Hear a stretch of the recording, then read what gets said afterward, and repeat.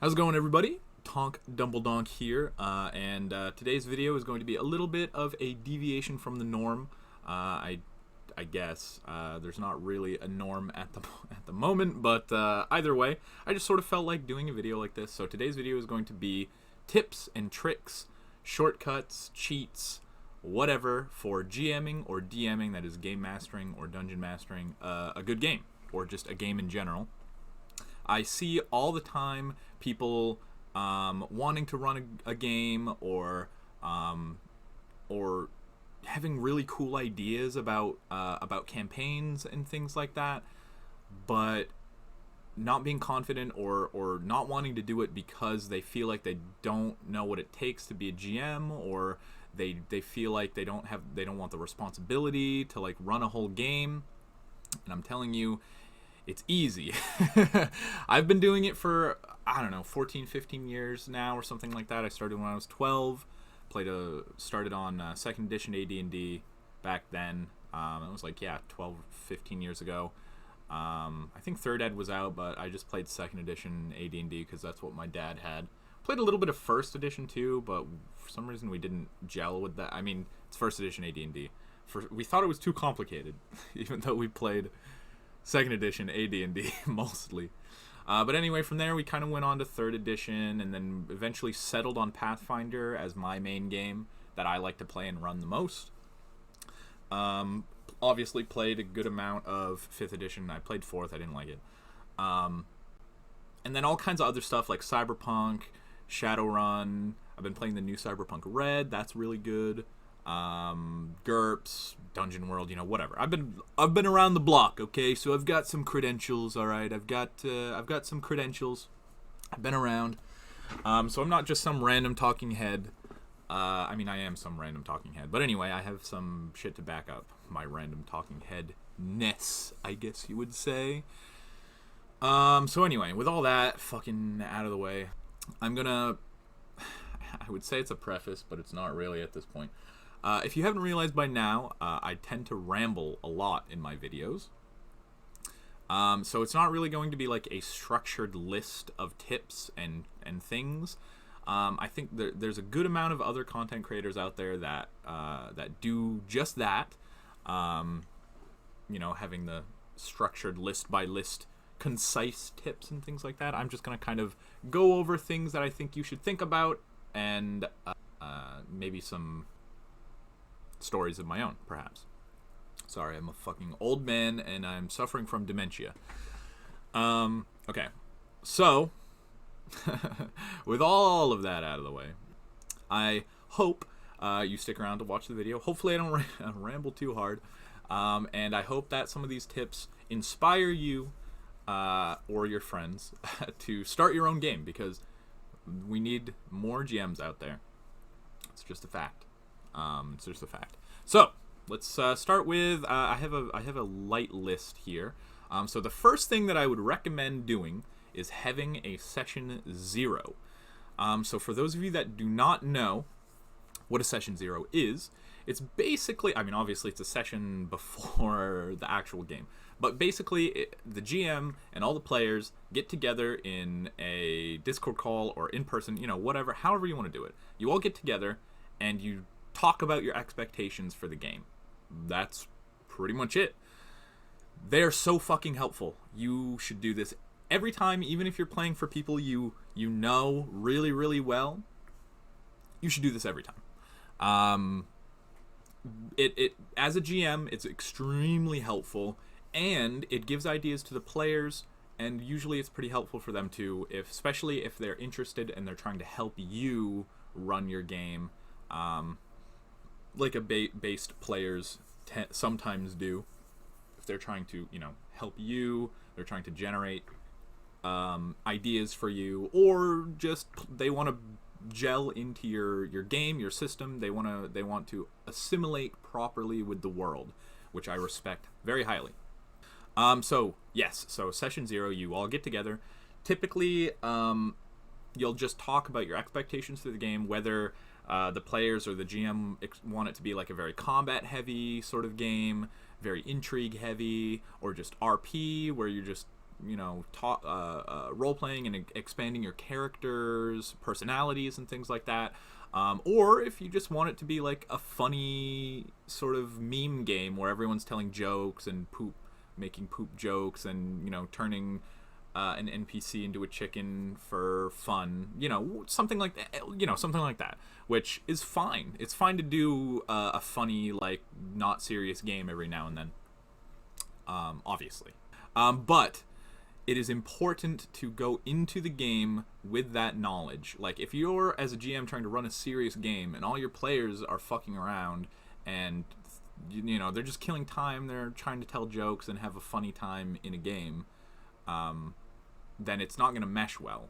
Especially if there's like two players that are taking the game seriously, and then like you're trying to run a serious game, and then there's one player over here that just wants to do RP, and then there's one player over here that just wants to murder hobo. It's all fucked. So have a session 0, talk about your expectations for the game, what you're going to be playing, important information for your setting as well. I've seen a lot of GMs and DMs write all this sweet, cool lore for their world, and like write out all this really interesting stuff, not tell anyone about it, and then get mad at players when they're not like role playing properly in their game. I've seen that happen a lot. So if there's important information about your setting as a GM, you should tell people. Like, for instance, like something like if a certain deity or a certain worship of a certain deity is banned or taboo, you might want to tell the players, or the cleric specifically, about that, and then they can make an informed decision if they still want to worship that specific deity and then be like on the run or like hiding it, or if they just want to not bother and go with a different deity. Same thing with, like, if magic is illegal, you need to tell players if it's illegal, because if you have a bunch of spellcasters and you're like, haha, you're in jail now, and they're just like, what the fuck, bro? I've seen that happen a lot. So, yes, session 0 very important, especially if you're running a game for people you don't know or don't know well. Highly, highly, highly recommend. You can sometimes get away with not doing a session 0 if you're doing, like, I don't know, like a one-shot with friends, or like a short campaign with good friends, but I would still recommend doing it. It's just good practice.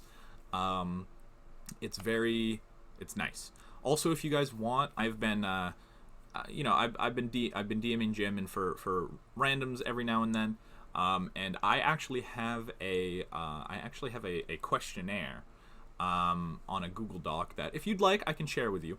Basically, it just goes through, it streamlines the session 0 process, but it also asks about things like if players have triggers, like, for instance, animal death,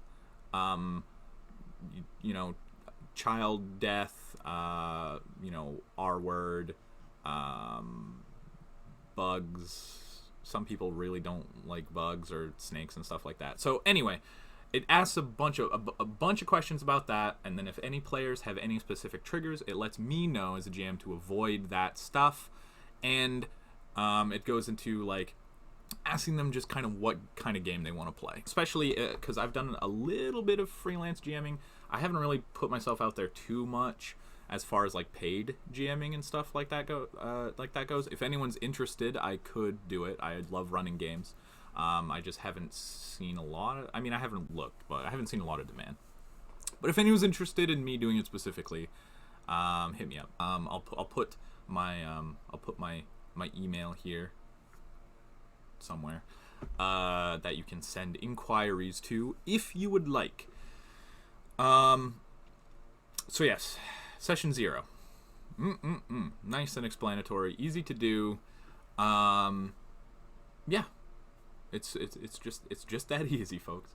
So right away, as a GM, when you get that done and you have a list of things that your players want, you have a list of, like, your characters' goals and what they're what they are trying to accomplish in your game world, beside, like, the main quest and stuff like that. it really helps you design the rest of the game around that. Like, you could go in with just a little skeleton and have a couple ideas, come out of a session 0 with like a full like 3 arcs of story for like your players and stuff like that, and how reoccurring villains from like one player's past could keep coming in and bothering them and stuff like that. It's cool.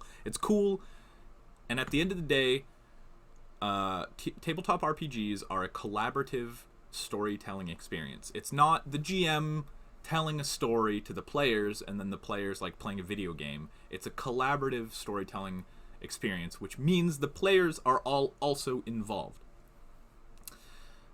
in that storytelling sort of thing.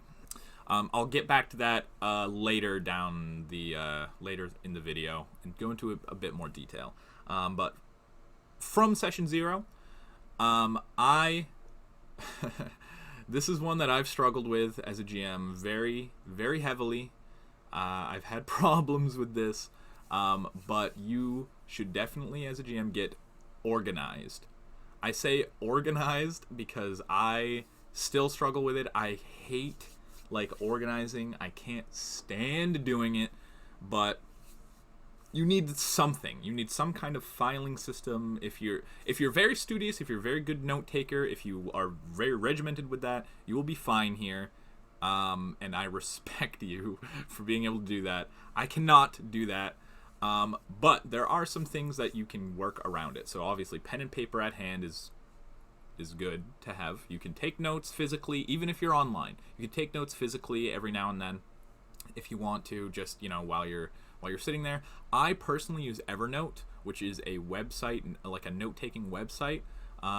Actually, I think I could perhaps show you what it looks like if you'd like. I'm not sponsored, by the way. Not sponsored by Evernote. I just use it. I like it. So here's the site. This is just some of my random notes for campaigns and things like that I've been taking. So this is like the landing pad. You have a bunch of notes here. You have a scratch pad where you can just jot down anything that happens. This you can like this is kind of cool. I haven't used this too much, but you can basically clip things from the web and save them to like this sort of area here. But this is like the landing pad. So down here you can go down to your notes. So each you have an amount of notebooks, and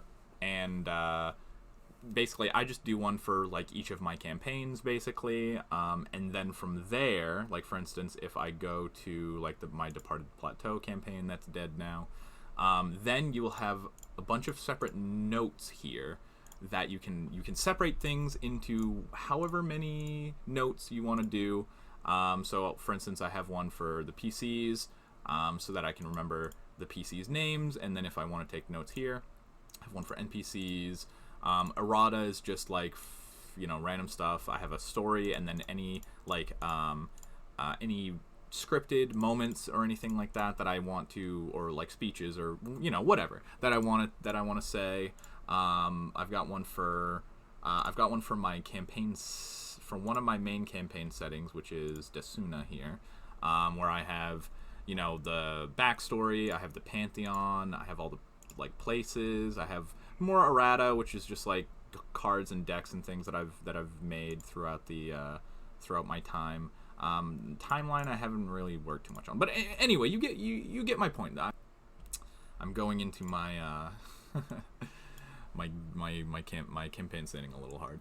If you guys are interested in that, I can do a couple videos about that perhaps if you'd like. But anyway, so you get my point. Evernote is what I use. It works for me fairly well. I still sometimes have trouble. Like obviously some of those notes were pretty sparse, but again, I keep some written. The problem that I have is I have notes everywhere, in IRL, on Evernote, on Google Drive. But anyway, I would recommend picking something like that works for you. Evernote works for me, and I hate organizing, so I suspect if you're the same way, Evernote would also work for you. But there's a bunch of online note-taking sites that will do something similar. It's just up to preference. But anyway, you want to get organized.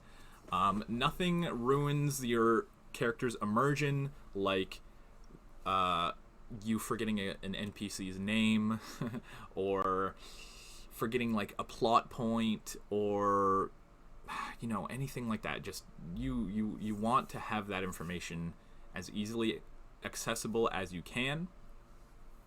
And if you have to hunt for like a few seconds for it, it's not a big deal. And especially if it's your first time, it's kind of expected that some NPCs are going to fly by the wayside, or maybe a plot point might be forgotten here and there. But at the end of the day, you want to try to run as tight of a game as you can, and you do that by having nice and concise notes, which I don't, but I try to.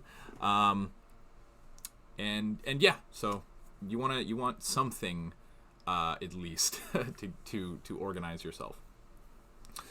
So my next tip is to use your time wisely. So that sounds pretty obvious, but what I mean by that is I see a lot of GMs and DMs put so much time and effort and love into their campaign, and like have all these plot points plotted out, and like have decision trees and stuff like that, and it is just, I don't want to say wasted time, because it's it's fun to write.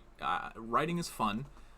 I'm not going to say wasted time, but most of that content that you've written is not going to be seen by players, especially if you're doing like decision tree stuff and you're like trying to map out everything that they can do. It's just not possible. It's not possible to do. What I usually do is I'll have a skeleton of an idea. Like I'll have an idea for the campaign, then I'll write out a skeleton of where I want it to go. At the end of the day, you have to realize your players are the ones making the decisions. Like, yeah, you can force them to do things here and there, but you want to try to keep that to a minimum, and you want to try to keep that as hidden as possible, or else it gets frustrating. But at the end of the day, your players are going to be the ones making decisions, so you cannot map out every single thing that they could do and then try to like build on each one of those things. It's impossible. Don't bother unless you're crazy or you have a fuckload of time on your hands. And it's just disappointing too, because you'll have all this cool content, and it's going to happen anyway. It's going to happen even if you don't put hours and hours and hours into writing out all these, decisions and story arcs and stuff. It's going to happen. You're going to have a town with all this content that your players can play around in, and then they're going to go and talk to a fucking farmer for the entire night. That is just some random dude with a name that you pulled out of your ass. They're going to go talk to this farmer or find a goblin or something and hang out with them the whole fucking time, and then you're going to have to pull some fucking random plot points about how like the farmer is being attacked and he needs help, or like whatever. It's going to happen. I warn you now, it's going to happen. It happens to me, it's going to happen to you. So be prepared for that. But anyway, you don't want to go too hard, because then you're just wasting your time, the way that I see it anyway. You might, I have fun writing it too, but at the end of the day, if you're writing it for the players and the players aren't going to see it, what's the point? Ideally they would, but a lot of the times they're going to do something that you would never fucking expect and go a totally fucking different direction than the idea that you were thinking of, or like just yeah.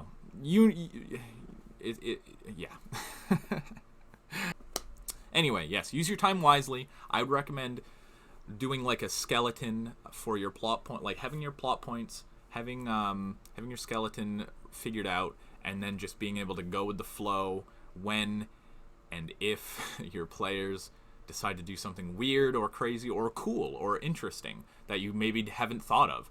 So many times I've been playing games, been running games, where I'm like, yeah, I have this story written out, it's cool, like, whatever.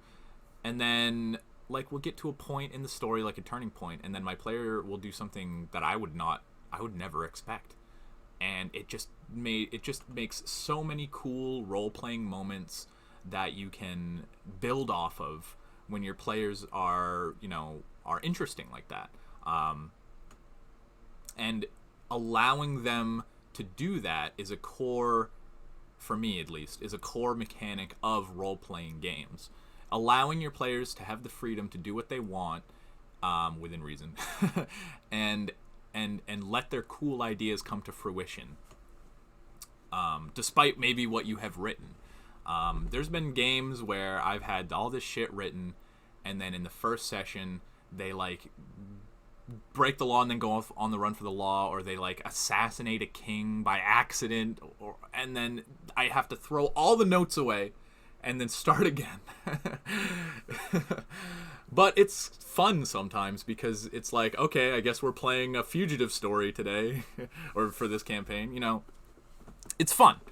It's a little depressing, but at the end of the day, I'd rather play the game that my players want to play and everyone's having fun, and the most interesting story beats come from player choice. And then like a lot of people are like, oh, I can't write stories, or I don't think I can write a compelling story. The thing is, you're only partly writing it. Your players are all also writing it, so you're all working together. And at least for me, I kind of thrive in that sort of collaborative environment, and when someone gives me an idea, I can build on it and make something cool, you know. So for me, and I think if people start to play the game or realize that the game is a collaborative storytelling thing, then it will be less like intimidating maybe for new players, because I feel like new players come in, they're like, oh, I have to write a whole story, I have to control all these murder hobos, I have to do this, I have to do that. Really, you just have to like make a skeleton, make a narrative that your players can follow, and then you're kind of like tagging along and steering them in the right direction every now and then, throwing boulders in their path that they have to clamber over, metaphorically or literally. So really, I guess it's mostly up to preference at the end of the day. But I find that the most interesting games come from that sort of togetherness.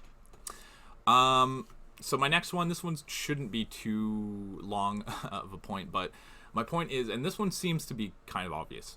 First, obviously, know the rules of whatever game you're playing. You want to know the rules, be it if you just read through the manual, if you read through, if you study every table. It depends on how you want to do it. I usually just read through, get the basic ideas of everything, and then if I need to reference the manual for a very specific rule, I'll just have the manual there.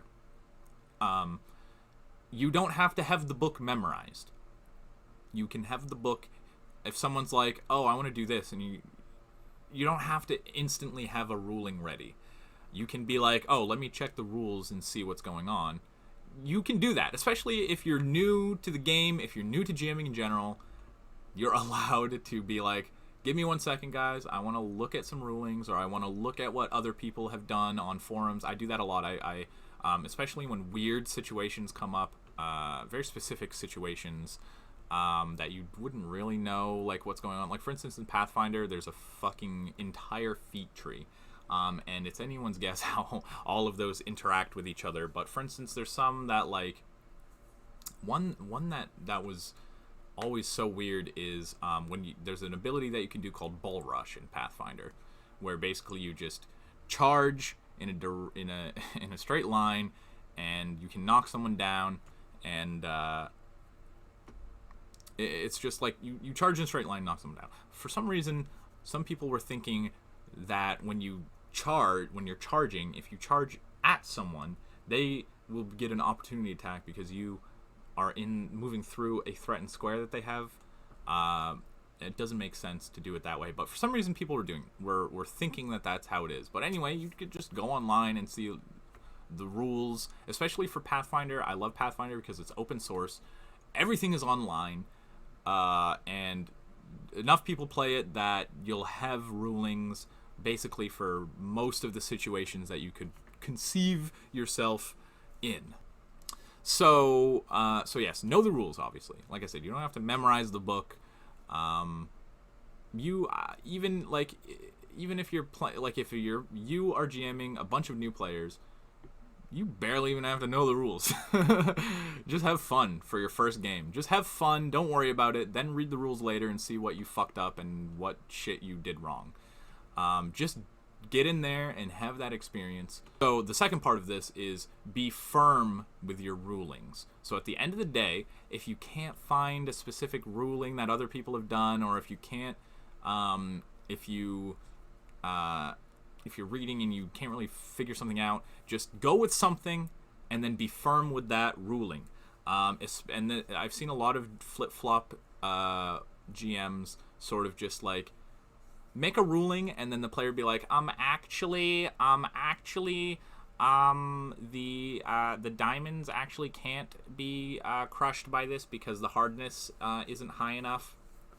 And it's like, okay, so as a GM, be firm with your rulings. Even if they're wrong, be firm and don't let your players walk all over you, because the second you let one player dictate a ruling and change it, everyone's going to be fucking at your throat, especially if you're playing with people you don't know. Everyone's going to be at your throat trying to nitpick every single decision that you make, and you don't want that.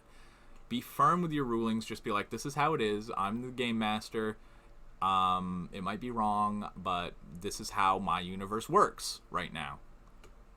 I would say use this a little sparingly. It would be better to be right most of the time and be firm with your rulings than to be wrong, but it is still, you just want to get through that, and then after the session later you can come into the chat or talk to them and be like, oh, so I had this wrong or something, and from now on it's going to be like this, and stuff like that. You just want to get through it.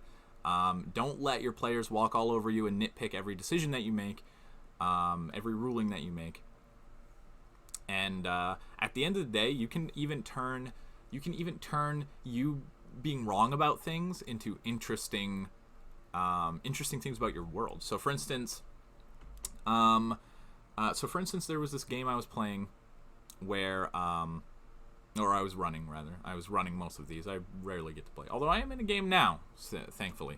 But I was running this game, and my PCs were in like a cave or something like that. And basically my general sort of plot was that they would be noticed by a little goblin or something. I think it was a troglodyte coming into the cave, and they would run off and alert the other people, and then the other troglodytes would get the traps and everything ready, and then they would basically, I wanted it to be like not an all-out battle. I wanted them to go in and be like spooked, you know, like there'd be like a trap here or like an ambush, and then they'd retreat, and then, you know, whatever, they're fighting in their home turf, so they know the place better. So anyway, I wanted this thing to go warn everyone else so that they could all get ready. So I wanted there to be a bit of plausibility, and in addition, I wanted the PCs to have the information that they were seen, so that they could, you know, plan around it a little bit, decide what they wanted to do. So basically what happened was, I think one of them, the ranger or something, was in stealth, rolled dungeoneering, which in Pathfinder is basically like, if you roll high enough dungeoneering, you can know things about the enemy that you're fighting. Specific, like usually it's in dungeons, but it's like monsterology kind of. And so they rolled really good, and I was like, yeah, you can just look at the wiki page for this creature, because they have a Pathfinder bestiary page for basically everything. And I was like, yeah, you can just look at it. And then eventually it ran off and scurried off when they all came in, because it was a scripted moment. I needed it to happen. And then they were like, wait a minute, it says that this thing couldn't outrun me on the page. And I'm like, fuck. Shit. All you have to do, and what I did is, they're like, yeah, it can't outrun me. And I'm like, yeah. That's weird. That's weird, isn't it? Can't outrun you. And it's like, oh, they also don't have dark vision. And I'm like, yeah. Normally. Normally they don't. And so, and then it made them even more paranoid, because they were like, what the fuck are we dealing with? Like, this is not some normal shit. And it made them even more paranoid. And it got them, my little like goof fuck up that I didn't like read the whole thing, or I didn't notice, I didn't cross reference the speed of this creature to the speed of like the ranger, for instance, or whatever. That little goof up turned into my players being like, oh fuck, what's going on in here? What the fuck is going on in here? So you can do that. You can do that a lot. You can turn your little fuck ups into mysterious moments, within within reason. So yes, know the rules, be firm with your rulings, etc., etc., etc. So this next one is sort of how to start your session 1. I see a lot of people being like, how the fuck am I going to get all these disparate people together and then working together? Because there's like a lone wolf over here that doesn't want to work with anyone. There's like 2 brothers that don't trust anyone. There's like this fucking mage that has his own fucking quest that he wants to go on instead of being distracted by all this other random shit that's going on. How the fuck do I get all these random people together in a party fighting for whatever cause I want them to fight for? The short answer is the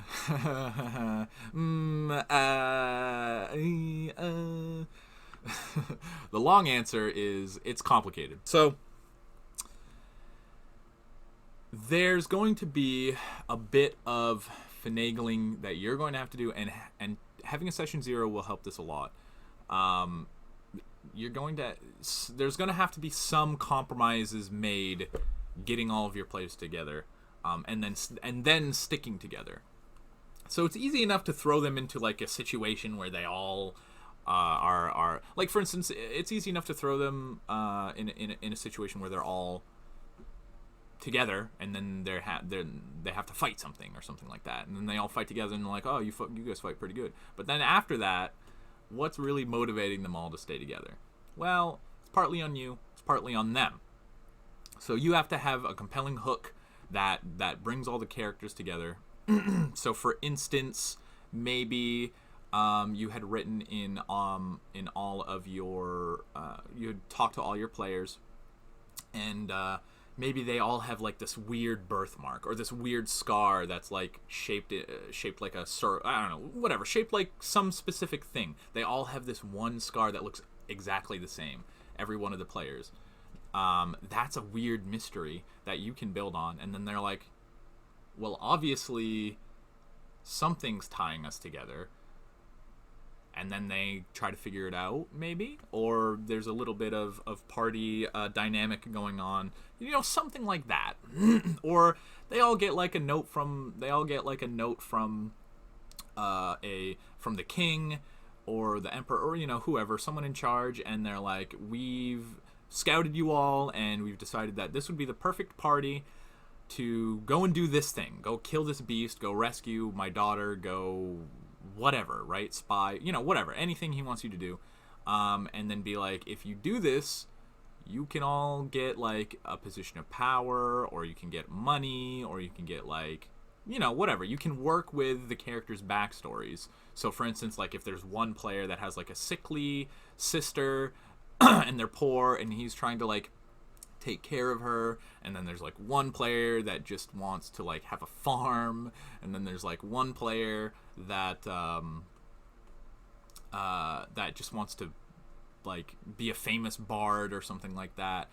You can be like, the king can be like, for you, we can give you a house, we can house your sickly sister while you're away and give her all the best medicine. For you, we can set you up with some subsistence farming and a plot of land, and for you, you can be the bard in my court and go far and wide and spread the tale. Whatever. The king can grant them things from their backstory that would make them want to do this thing. So the trick is, you railroad your players, but you make it so they don't know that you're railroading them. A lot of you want to make them think it's their idea that they want to go through this. So set pieces for session 1. It can be, there's the obvious, you're all in a bar. That's the obvious one to go with. That's the tried and true method. I still use it sometimes, but with a little bit of a twist. Like, for instance, they're all in a bar, but the bar is run by, like, cultists or something, and they're the only people that aren't from around here, and they naturally maybe might conglomerate together because no one else will talk to them. Everyone else is giving them weird looks. The bartender only reluctantly serves them, and then they're like, what the fuck is going on here? Something like that. So you can take these old, boring methods and make them interesting in ways like that. Sometimes I use the PCs have all been either thrown in jail for actual reasons, or if they've got framed, so they all get thrown in the same jail cell where they can talk about it, if they want to try to break out, maybe, if they want to try to beat the case.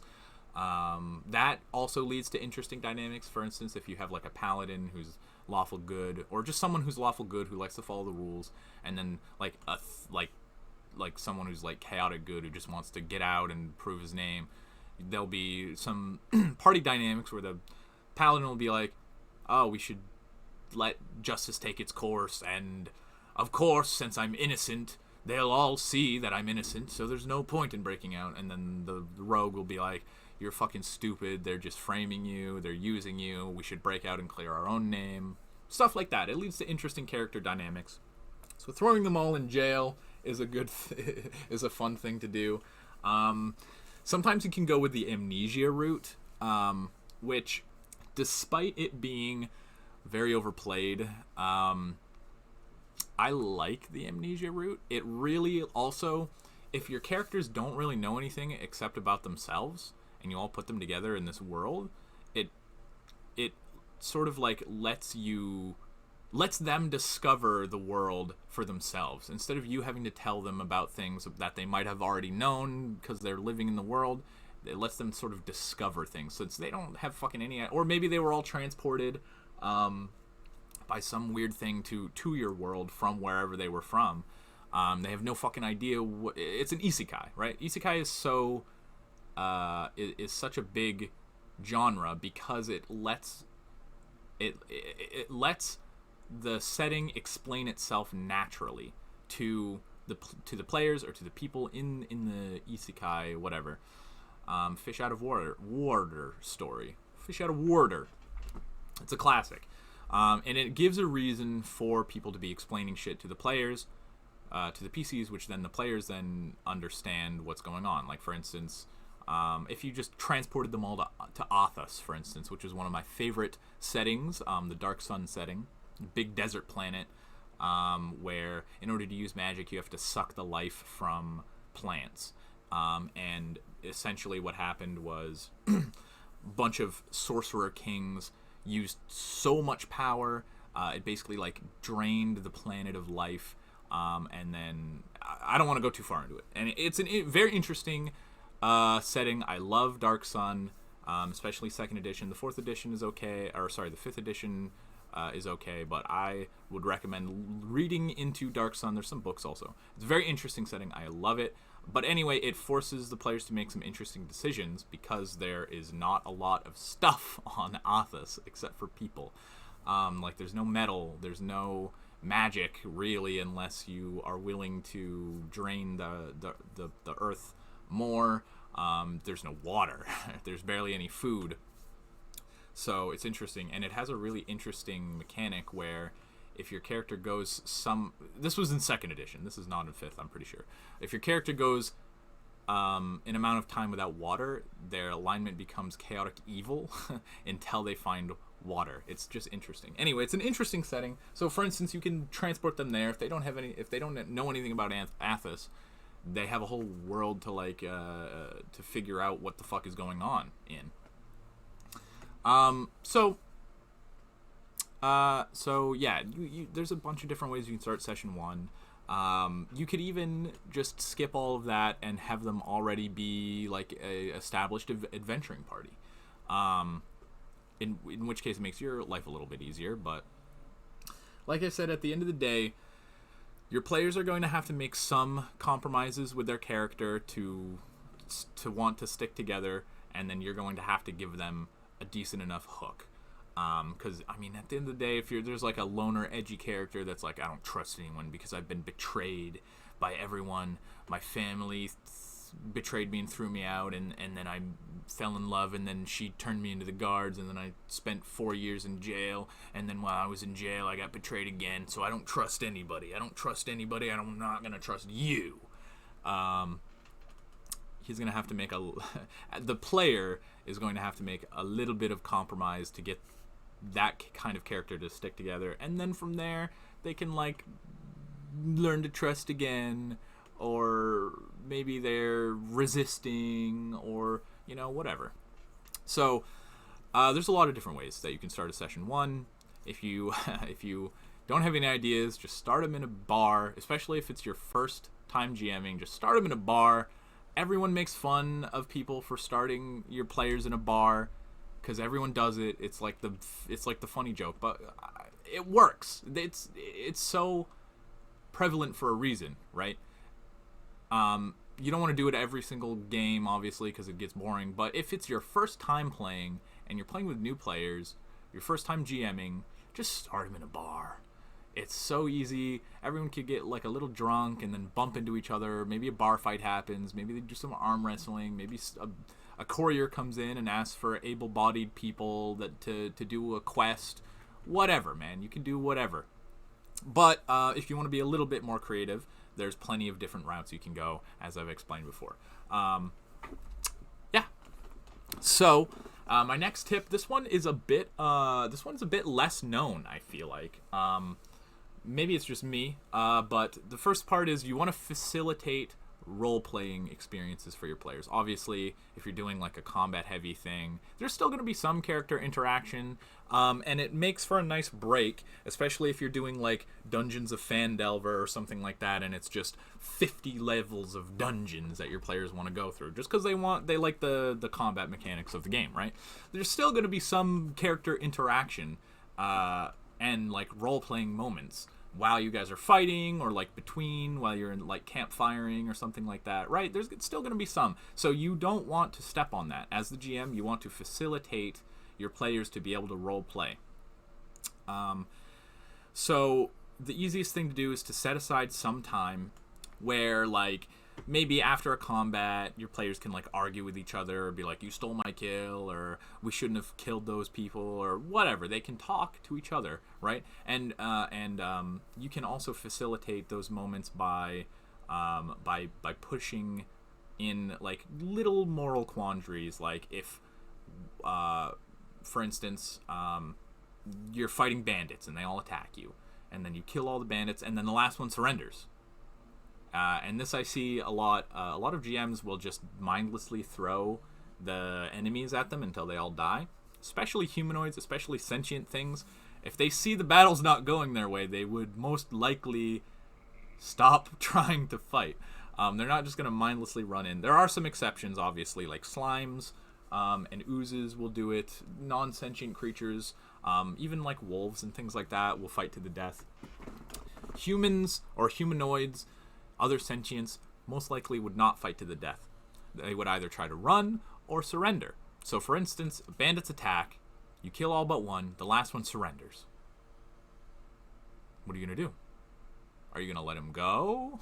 Are you going to kill him? He surrendered. Are you going to kill him? Maybe there's a paladin who wants to take him back to see justice, but that's like 50 miles in the direction that you just came from, right? It's an interesting role-playing moral quandary that your players will have to talk about and role-play in their characters, rather than with what they would want to do as a person. And that's like just facilitating RP, letting them have campfire moments, one-on-ones, stuff like that. So when your players are posting watch, you can encourage them to post in twos, or even someone, you could just be like, someone's on watch, for instance, like the ranger or whatever, who doesn't really talk that much in the group, and then the like bard who can't shut the fuck up. You can be like, to the bard, you can be like, you can't really sleep.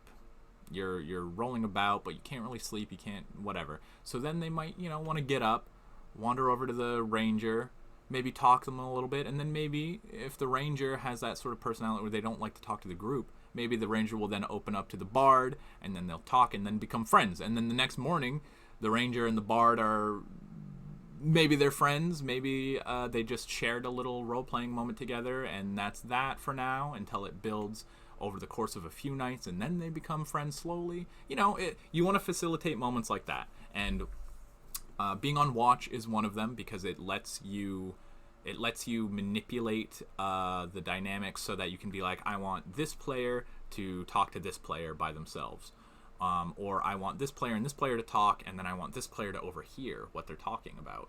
You know, stuff like that. You can facilitate RP moments and also manipulate the sort of inter-party dynamics in an interesting way. Them being on watch is the easiest thing for that to do, for you to do that. So don't waste your watch, your guard times. Use those as role-playing moments, because I've seen a lot of people just be like, all right, who's on first watch? This guy's on first watch. You roll for an encounter, nothing happens, they go to bed. Next guy's on watch, you roll for an encounter, nothing happens, they go to bed. Next guy's on watch, you roll for an encounter, you get attacked, everyone wakes up and they fight, and then they're like, oh, okay, they get a couple more hours of sleep, and then that's that. Don't waste your watches. You can use them to have your characters build their personalities and talk to each other more if they want to. Or maybe they just sit next to the fire next to each other and share like a silent moment. It depends, you know. Whatever your characters want to do, but you want to be able to allow them to do it. And then the second part of this is a very important tenet that I use religiously, that I think more people should use as GMs and as DMs. Learn when to shut the fuck up. Learn when to stop talking. Just shut up. I use this religiously. I was kind of bad at it, and then you just learn. So what I mean by that is a lot of GMs will always try to be like hands-on in the role-playing moment, be like, oh, you noticed this on this person, or like or you like you feel like he's telling a falsehood maybe, and then like break in to the two players talking and be like, oh, it looks like he's hiding something behind his back, and keep like interjecting themselves as the DM into these role-play moments, which is fine to do rarely, but you want to learn when to shut the fuck up and just let your players talk. Just let your players talk to each other. Let your players talk to NPCs. Let your players talk in game, especially if they're in character and they're talking. Shut the fuck up. Let them have an uninterrupted moment where they can argue, where they can have an intimate moment, where they can profess their love, where they can, anything. And you don't want to be there interjecting yourself every 5 sentences or like every 3 sentences to just to do it. Even if you have a good reason to, you want to learn when to shut the fuck up. And this is where I bring in note passing. Playing online makes it really easy because you can just DM them, but you can write notes and pass them. So for instance, if your players are having like an intimate moment, like they're talking to each other and they're like opening up about their backstory or something like that, or like around the campfire or something like that, and then there's another player listening in, and they're like having this intimate moment, but you rolled something on like an encounter on the watch table. Don't interrupt them. Just write a note out or type to the player that noticed and be like, yeah, you hear something in the distance. So they're having this intimate moment, and it's not interrupted by you going, you guys hear wolves, by the way. They're like, so they're like on their knees by the campfire, and they're like, and that's why I couldn't trust you, because I've been betrayed. Hey, you hear wolves you hear wolves, by the way. They're coming to eat you. You don't want to do that. It's also pretty immersion breaking. So let them have their moment. Type it out to them. If they don't notice, well, maybe they don't hear the wolves. If they do notice, then in character they can be like, what the fuck is that? And then, and then go from there. But in general, learn when to shut the fuck up. Let your players take the reins sometimes when it comes to storytelling. You'll be surprised where it takes you, and sometimes a little disappointed. But most of the time, they give you very cool and interesting story beats that you can play off of. And especially when it's just like RPing around a campfire or like in a bar or whatever, stuff like that. You don't want to interrupt them every 5 seconds to inform them about something that they notice, or to try to move the story along. I mean, obviously, if your players are fucking around for too much, you want to throw something in, like I said, like a wolf encounter or something, or like like if they're both of the players are talking about their long-winded backstory for fucking hours, and you're like, all right, this is getting old. Then you can throw an encounter at them to kind of shake it up and be like, guys, we're fucking playing a game here. You know what I mean? But there's a balance, right? There's a balance that you as a GM you'll be able to see and you'll be able to feel. Don't worry about not getting it right the first time. Just don't crush the RP moments too heavily. I would say for your first game, it's better to let the RP moments ride longer than they should than to just crush them down entirely, just to get back to the game at hand.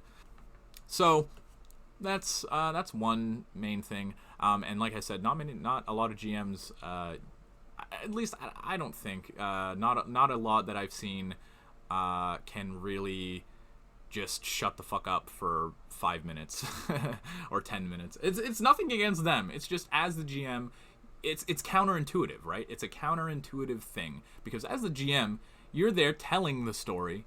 You're supposed to be like telling them all the things they notice and being all the NPCs that they interact with. So you're always talking, you're always saying stuff, you're always going off on these paragraphs of shit that the players notice.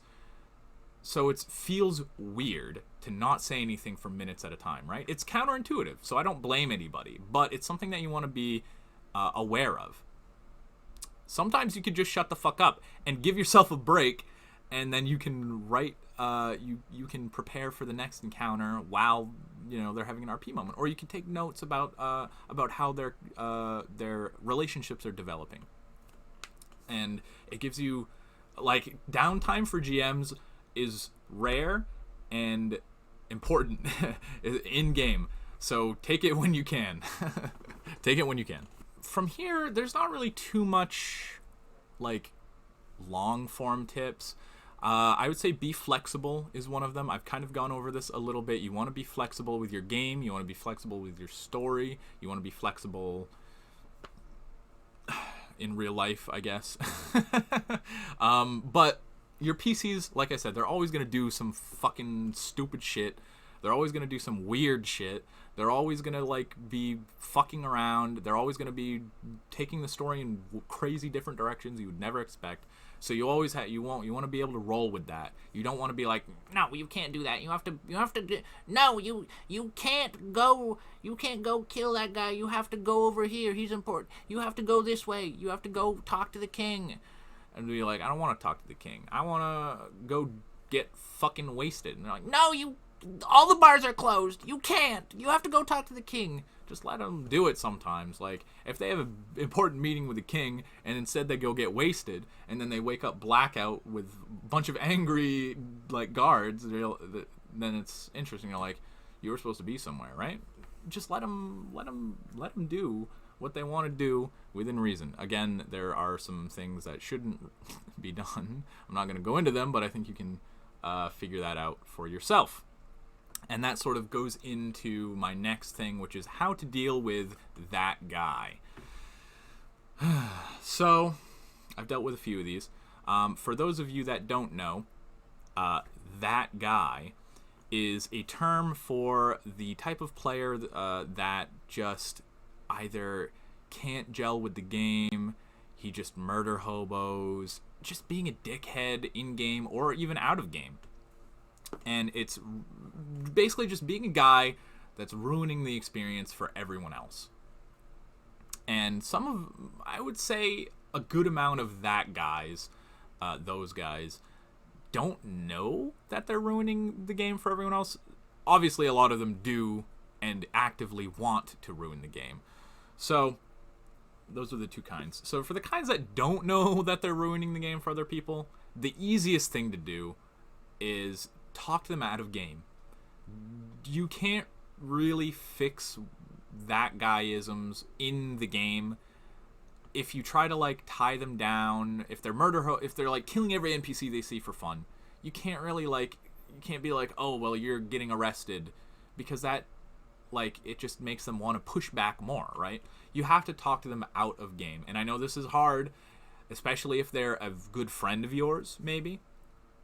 And especially if you're getting complaints from other players, you have to talk to them out of game. You have to be like, listen, what you're doing isn't working in the game that I'm trying to run. All the other players are upset. Can you please dial it back a little bit? Can you please, like, maybe not kill every NPC? Blah, blah, blah, blah, blah, whatever. And then most of the time they'll be like, oh, yeah, sorry, my bad. I was just trying to have fun. I thought we were doing like a goofy game, right? Sometimes that guy, those guys, are just guys that misunderstand the tone of the game, right? Which, it happens a lot, right? It happens a lot. And if you talk to them and explain, then most of the time they'll be like, oh, fuck, I'm sorry. I will try to integrate with the tone better. Or, oh, fuck, I'm sorry. That isn't the game that I was trying to play. I'll just drop out. No hard feelings, right? Stuff like that.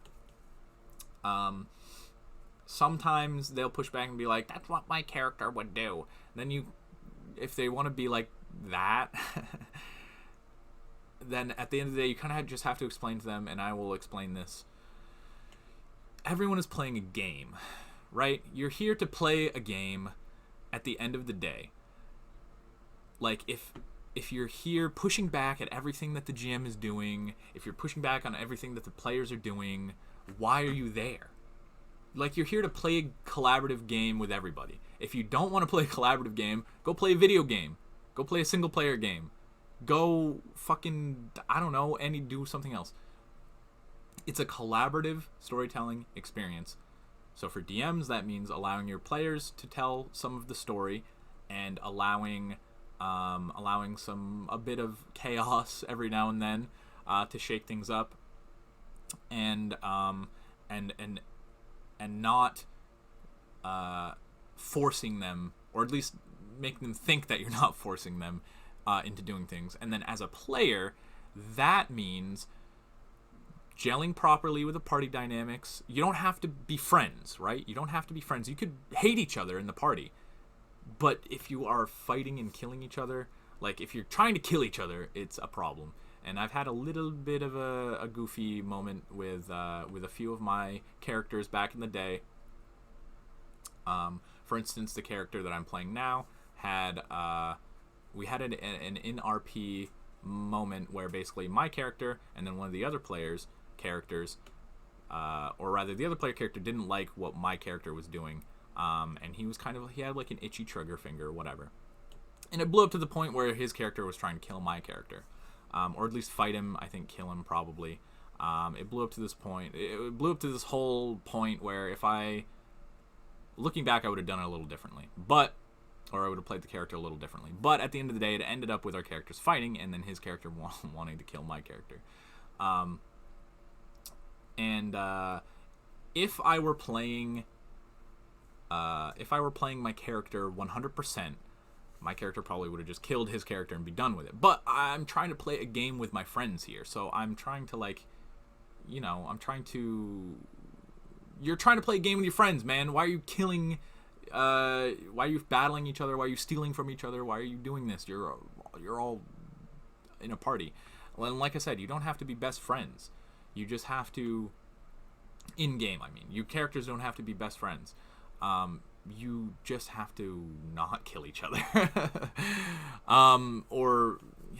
Anyway, so like I said, most of the time if you just talk to that guy, they'll be like, oh fuck, I'm sorry, I did not notice. I didn't notice I thought we were playing a goofy game, or I thought I was playing properly. But if you just talk to them and do that, then most of the time they'll be like, all right, I'll try this, or they'll drop out because they're not looking for that kind of game. But if they're pushing back, then you have to explain to them that it's a collaborative storytelling experience, and if that guy does not want to participate in a collaborative storytelling experience, then they're going to have to drop out or leave the campaign. And at the end of the day, and this is how you deal with that guy that's intentionally trying to ruin your game, just drop them. Get them out of the game. If they're intentionally going against everything, if they know what they're doing, if they're intentionally fucking with the players, and like doing weird stuff. I've seen a lot of players do weird, yucky kind of stuff to the other players. Just drop them. Just cut them out. At the end of the day, no RP is better than bad RP. That's my opinion. I feel like that's the most of the opinion. But if you have a very horrible experience with RP, especially if you're new, that will color the experience for the rest of the time, right? Like, you want to have a good RP more than anything. Obviously, no RP is better than bad RP.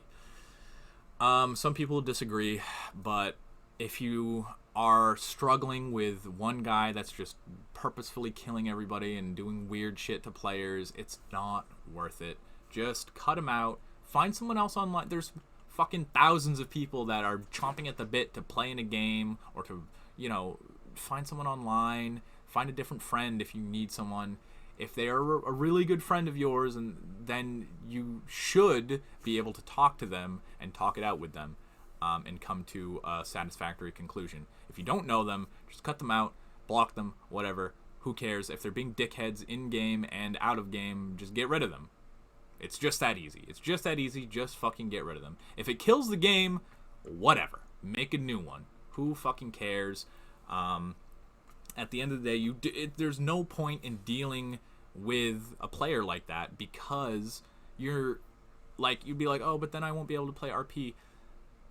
You're not being able to play RP now. You're just wasting your time and frustrating all your players and frustrating yourself with this one guy that keeps fucking everything up.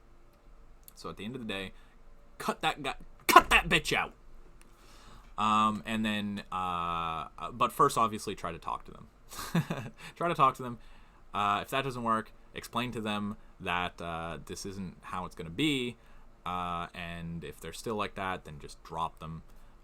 If it kills the game, boo-hoo. Just make a new one. Just make a new game. There's always a new game. There's always players that want to play. Just reach out. Yeah. So I think that's pretty much it. I would say it was fairly concise. No, it's not concise. But yeah, there's I don't know. There's a few other tips. Sometimes I just like to roll dice for fun. Like if my players are walking through like a long corridor, I'll just roll dice.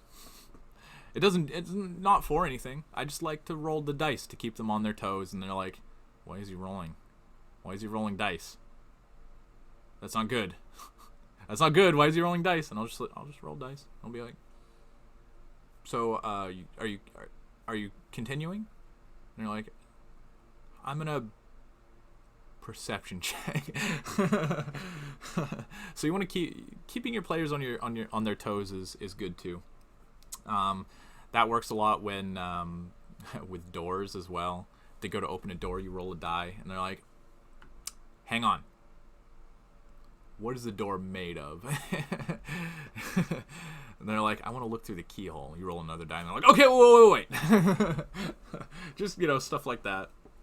Just make them a little paranoid. You want them to be a little bit paranoid, a little bit schizophrenic. Not too much, though. Let's see, what else can you do? Oh yeah, you can add in pet NPCs, I call them sometimes, which is basically just like an NPC that the party has to sort of take care of.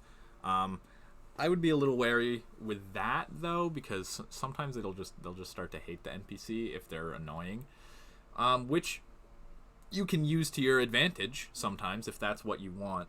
But for instance, you could do something like have a pet NPC, have him be really irritating and annoying and like fucking whatever, and then the player's like, oh my fucking god, we have to get this guy over here because then we get paid a lot, or like if we don't, we go to jail, blah blah blah, whatever. And then it turns out that like he's like the main bad guy, and he like robs them in their sleep, and then they're like, fuck, I knew I fucking hated that guy. And that's that's one way that you can really, that's one way you can manipulate the PCs to do what you want and make it seem like it's their idea, right? So for instance, if you have this idea for a big bad evil guy that the players don't really know about, they don't give a fuck about that guy. They're like, oh, well, he's gonna take over the world. And they're like, okay, I guess we can go fight him. If you like, if you have him show up and like make him steal something from the players, or like fuck with them or toy with them, they will fucking hate that guy, and they will just want to kill him out of principle. They don't care about the world. They just want to kill that guy because he's a dickhead. He came and he fucking stole, like, they're having breakfast or something, and he fucking shows up and steals their sweet cakes, steals their whole breakfast, and then flips them off and then leaves. They're like, fuck that guy. That guy's pissing me off. I want to kill that guy. And then when they do get to kill that guy, they're like, fuck yes. Like, it's really gratifying when your players accomplish something, and then they're just like, yes. It's really gratifying as a DM when that happens, and you can make that sort of happen by pissing them off. You can piss them off in many different ways, using big bad evil guy, or just, you know, comedy of errors sometimes too.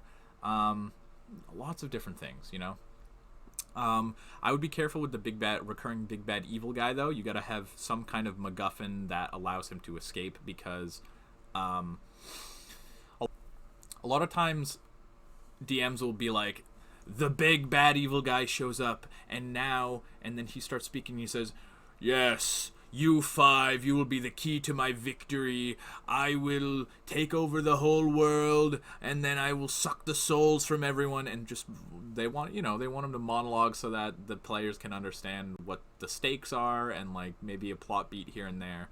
But a lot of the time, especially if they hate that guy a lot because he stole their sweet cakes, they will just attack him. They will just kick his ass. So have some kind of backup plan for if the players decide to kick his ass. Like maybe it's just a projection of him. It's not actually him. Maybe the PCs are like integral to his plan in some way. Like for instance, tying back into that other idea, like if all the players have like the same scar or brand or whatever birthmark, that's all identical. Maybe their souls are all like integral to like unlocking the greater like demon king or something, you know, whatever, unlocking a gate to some other plane to let Cthulhu in or something like that, right? That way the BBEG doesn't want to just outright kill the PCs because they're necessary, but at the same time they're working against him, obviously. So if you have the BBEG appear and he's like strong and powerful and fucking with the players when they're low level, it'll piss the players off. It'll be like, fuck that guy! He showed up and he took my longsword +2! I hate him! Or like, fuck that guy, he showed up and he killed my beloved pet. Or like, fuck that guy, he showed up and he stole my fucking best friend, or whatever. Fuck that guy. But at the same time, the BBEG needs the players for something, right? He needs them to be in this ritual zone before he can kill them, or else like his plan will be ruined. So he can be super powerful, or at least very powerful endgame style. Like it's like Final Fantasy VII, right? Sephiroth and Cloud. Like he kicks your ass in the very beginning. He fucking lays you out, and he's like, "You're not worth my time." And then he leaves. And then by the end of it, you've gotten strong enough to fight him and kill him, and it's really cathartic at that moment because he kicked your ass so hard and fucking toyed with you. He could have killed you, but he didn't, because you're beneath him at that point in time, right? So with the BBEG doing that and toying with them and fucking with them, because he needs them for some reason, then it makes it for a compelling villain that the players will fucking hate, especially if you make him do like really inane seeming things, and just messing with the players and pissing them off and stealing their cattle and stealing their friends or killing their friends maybe. But he can't kill the PCs yet, right? So that's kind of like an interesting dynamic. And that will get away with the BBEG having an excuse not to obliterate the players' characters because he's so strong and he could, and they're just bothering him, or they might get in the way later. And it also makes it so the PCs can't just obliterate the BBEG when he shows up to monologue at them or to fuck with them, right? There's other ways that you can get away with it, like just having a teleport ring, but that feels a lot more cheap. Although that will fucking piss your players off so hard if they're like, we fucking had him, and he fucking teleported. That motherfucker. And you gotta remember, they will be mad at the guy that you've made. They're not mad at you. They might be a little mad at you, but it's like a joking thing, right? They're mad at the don't take it personally. Like, you want to be that guy that pisses them off in the game. If they are bringing that out of game, that is sort of like an individual problem, I think. And you can talk to them about that if you want. But, like, at the end of the day, it's a game, right? And you're playing a game, you're trying to be a villain. Like, you're trying to piss them off and make them angry, right? That's like, you have to play all the NPCs, not just the evil guys, or not just the good guys, right? You have to play the evil guys too. So there's that. A couple things that I've been doing to keep players on their toes. I ran this game, and in my campaign, this was in the Dasuna campaign. In the campaign, the god of death, his name is Jangyashi. He's like basically he used to be the god of the ocean, and then history happened, and then he ended up becoming the god of death. So, as the god of death, it makes it sort of like, it makes like fishing a little bit taboo, right? Because he like runs the oceans and like the water, or the god of death has this tie to like the oceans and water, and he's known as the cruel fisherman or the cruel trawler, because he like casts his hook and reels souls in to the afterlife, right? So being a fisherman is kind of like a solemn, like sacred thing, right? To be a fisherman is to emulate the god of death, where you delve into the waters and pluck an unknowing soul for yourself, right? So in my universe, or in my setting, being a fisherman is kind of like being a cleric, right? Like you can go to school to do it, or not really school, but it's a little bit taboo. It's a solemn like oath. It's like a duty. It's a big deal, right? It's not just a casual, oh, I want to go fishing.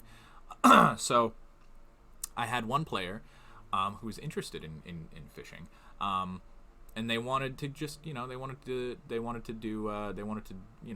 fish. And I gave them a couple warnings, like they wanted to, right, at the end of the day. So they found a fisherman's shop, which was basically kind of like a not really necromantic temple, but like a temple of the dead that sold tackle and bait, right? It's kind of goofy, right? But it makes sense in the lore. Shut up, it makes sense in the lore. But so he goes in and he's like looking at the rods, and there's like an old decrepit man, worshiper of Jangyashi, who's like giving them all these warnings, and the player's like not listening. He's like, yeah, whatever, old man.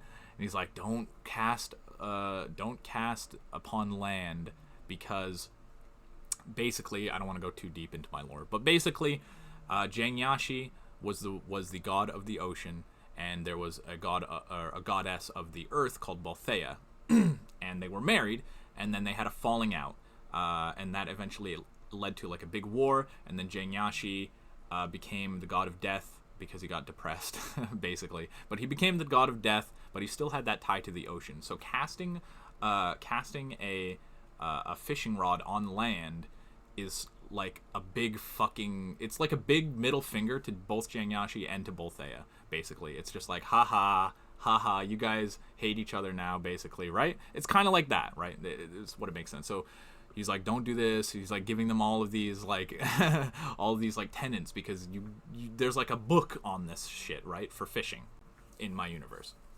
It's a big deal. But he didn't listen, and he just started trying it out and casting it on land. And the old man was like, oh fuck, you fucked up, boy. And he's like, just take the fishing pole and go. And he's like, huh? Don't I have to pay? And he's like, just take it and go. Just take it and go.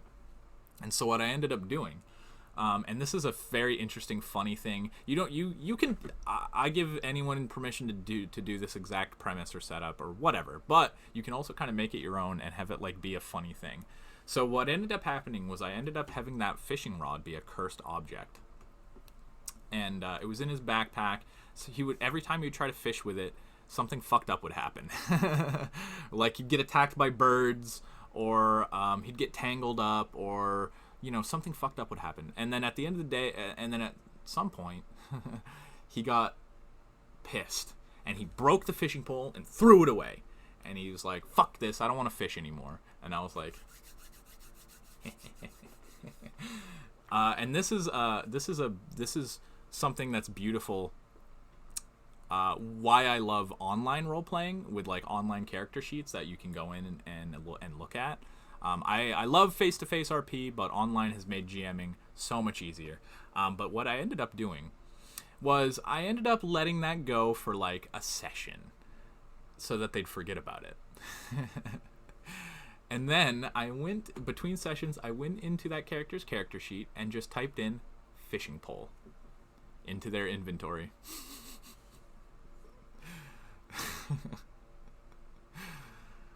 Oh. This was like my best idea ever. I just went into the character sheet, typed in fishing pole. Started the next session. He didn't notice. We played the whole session. Next session, he's looking through and he's like, fishing pole? Didn't I break that? And I'm like, yeah, you did. It's the exact fishing pole that you got from that old man. And he's like, oh no. Oh no. So basically what I ended up having it do was, every once in a while, it wasn't all the time, every once in a while, just like I would let it go just long enough where they would forget about it. And then like he'd be sleeping, and then he'd be getting strangled with like fishing line that like snaked its way out of his bag and started like trying to strangle him or something, or like it would trip him in combat or something like that, or stuff like that. And every time you take it out of the pack and throw it or break it or burn it, and it would come back. And he's like, oh my god. And eventually they figured out that it was in fact cursed, so they had to expend some spell slots and do a ritual to break the curse of this fishing pole that my player inadvertently brought upon himself, and then he was finally free. But it was this whole like side arc from just a random occurrence, right? Like not only was it random that my player wanted to do fishing, or he wanted to get a fishing pole, he wanted to do fishing in this universe, a little random occurrence in just the way that fishing works in my universe, in my setting. A random occurrence with the fact that he was disregarding everything the old man was saying and casting on land anyway, right? All of these things build into this cool and interesting story that you can play with. And one thing, I guess that another thing that I got reminded of is, don't be afraid to like let things drop or let things ride for a while. And by that I mean, if you have a couple plot hooks, right? Don't be afraid to let the players forget about one of them, and then for that to come back later. There's so much cool stuff you can do. Like, for instance, with that, like, it wasn't every single session I was like, the fishing pole's back, haha, or like, it's strangling you again, haha. Like, I would just simply write it into his character sheet until he noticed, or have it do something, like wait a session until they forgot about it. Don't be afraid to let your players forget about stuff so that you can surprise them with stuff later. Another thing that I did was my players had they had this contact called Eloise, and she was with this like shadowy organization, right? And basically she helped them break out of slavery, and then she was kind of messing with them throughout their entire journey. And they were like, oh, fuck. They're always like on the lookout for her, right? They're always on like the lookout for Eloise, or I think they were called the Velvet Hand. This organization, right? And what I ended up doing was I thought this was foolproof. Okay, I thought this was foolproof. I ended up having her like polymorphed as a horse. One of the horses that was pulling the caravan that the players were in, right? Because they were always like, how the fuck does she always know about like all the stuff? Like because she would send them letters and taunt them and be like, how the fuck does she always know what we're doing and where we are? How the fuck does she always know? And and I was like, it's gonna be funny when they show up and then I tell them. But what ended up happening was, so one of my player characters was very paranoid, extremely paranoid. He would try to read thoughts of things all the time. And what he did was he read the thoughts of the horse that wasn't Eloise and got horse thoughts. Right? Then he tried to read the thoughts of the other horse and got nothing because her mind was shielded. Or rather, she had passed her will saving throw. So he got nothing. And that fucked with him. He was so suspicious of this horse. He's like, what is going on with this horse? And what he ended up doing was, out of frustration, because he tried to do it 3 or 4 times, and I was like, I don't know, the horse is passing its will saving throw. I don't know. What do you want me to say? And then out of frustration, he cast Web of Spiders on the horse. So the horse ran off. And when, like, I was so tempted to just let it be that and then regain the horse and come back.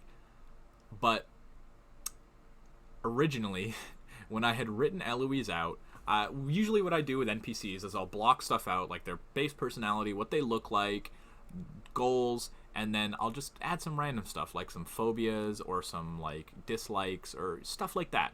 And one of them was I put that she was afraid of spiders.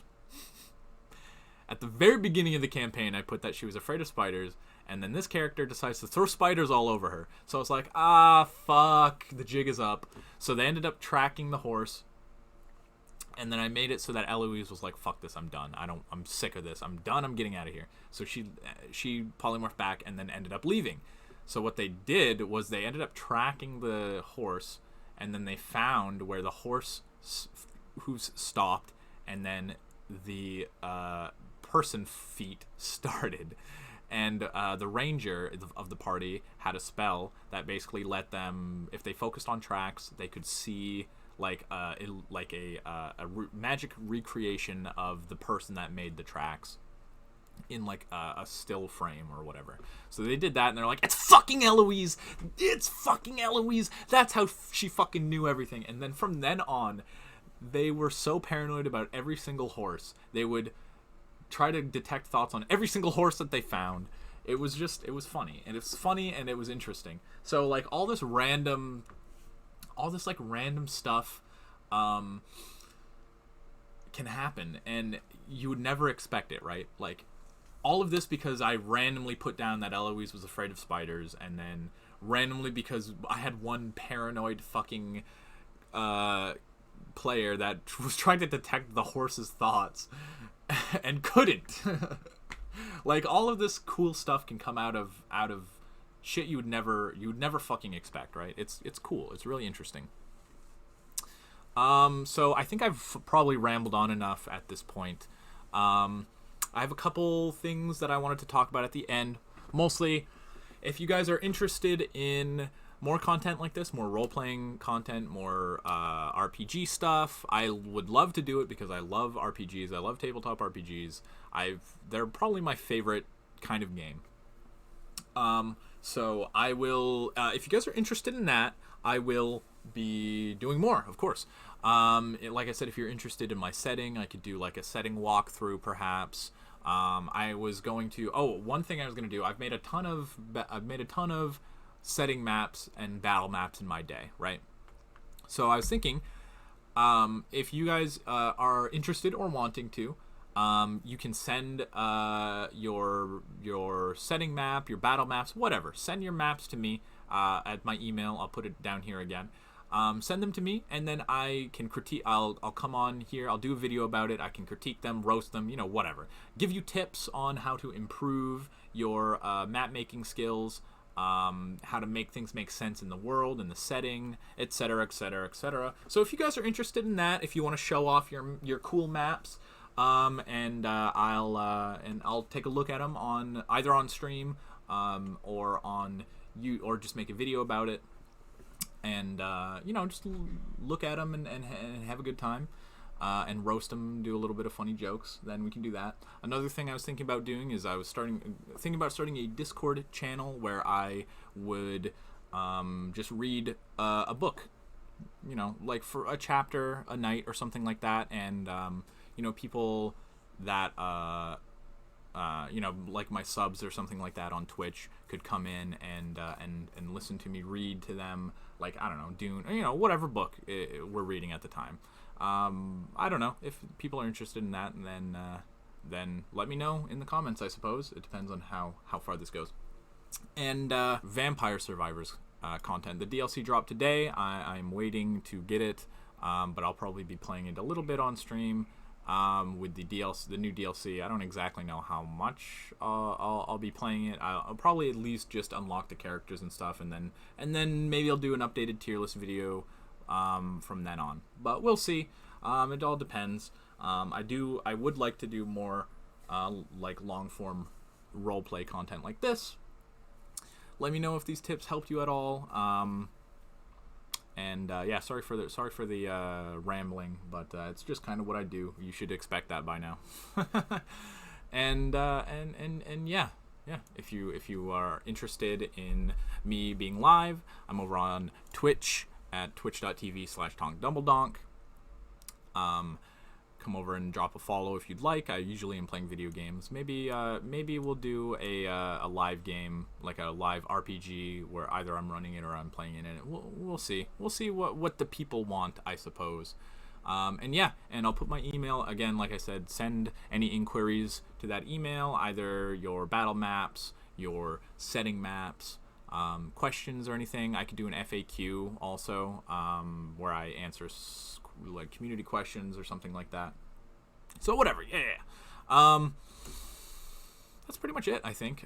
Thanks if you have gotten this far for watching all the way up to this point, and I appreciate you guys. You make what I do possible for the most part, so I appreciate it. I appreciate you guys watching and leaving comments. So let me know if there's a specific topic you want me to cover when it comes to RPGs. Let me know, whatever. I'll just do more videos about this later. Anyway, thanks for watching, everybody. I appreciate you guys. Thank you, and goodbye.